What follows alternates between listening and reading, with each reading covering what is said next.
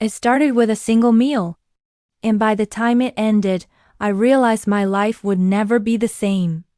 My body betrayed me, my mind screamed, and the person I trusted most was the one I needed to fear the most. After that meal, my body began to rebel in ways I had never known. My hands trembled uncontrollably. My heartbeat thundered in my chest. The room tilted and swayed like the floor had turned to water. My husband looked at me with a gentle voice and said, "Hang in there, sweetheart.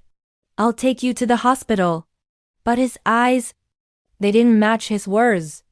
Relief flickered in them, not concern.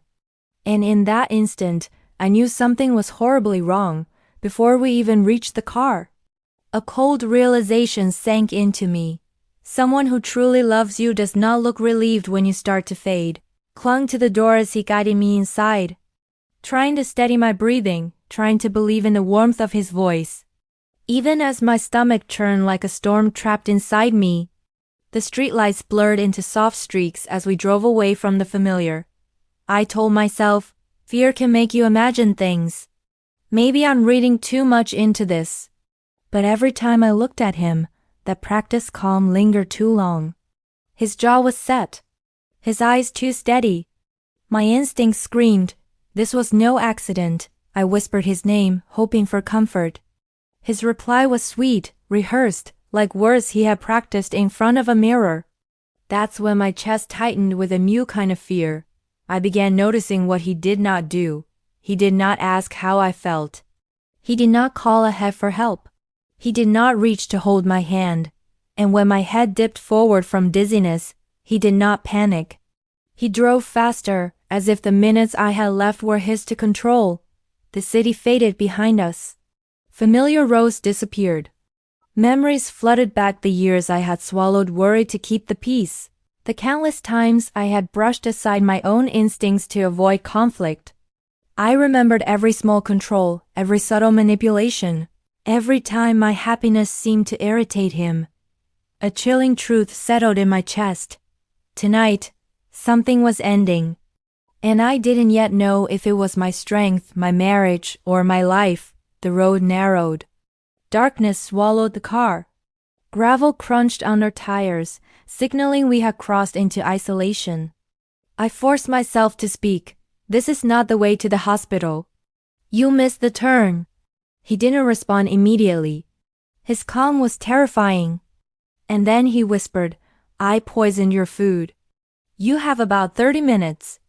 Get out of the car. Time froze.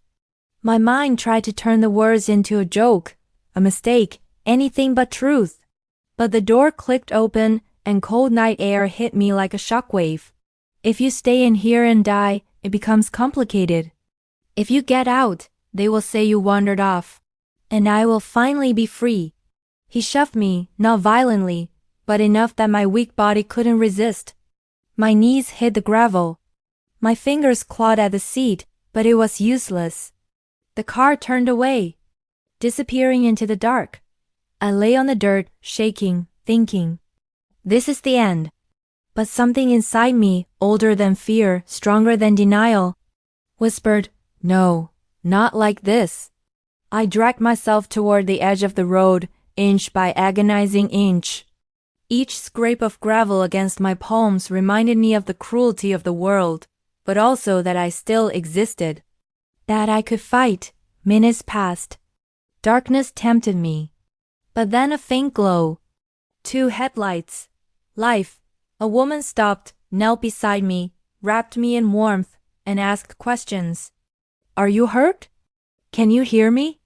Her voice anchored me to the world. She stayed. She insisted I keep talking, keep breathing. And I did. My husband. He poisoned my food, I said. And she didn't doubt me. She didn't ask, are you sure? She only decided that I mattered, and that was enough. Help arrived. Sirens, hands, voices, safety, at last. Inside the ambulance, the lights were blinding, but for the first time that night, I felt awake, heard, seen. In a hospital, tests confirmed it, poisoning. My life had been at risk, and for the first time, I understood my instincts were right. I had survived not because I was fearless, but because I refused to disappear quietly. Because a stranger chose compassion when I needed it most, and I made a promise, quiet but unbreakable. I would never confuse silence for love again. I would never make myself small to keep someone else comfortable. Survival doesn't always feel like victory at first. Sometimes, it is simply learning how to breathe again in a world that suddenly looks sharper, louder, and more honest than ever before.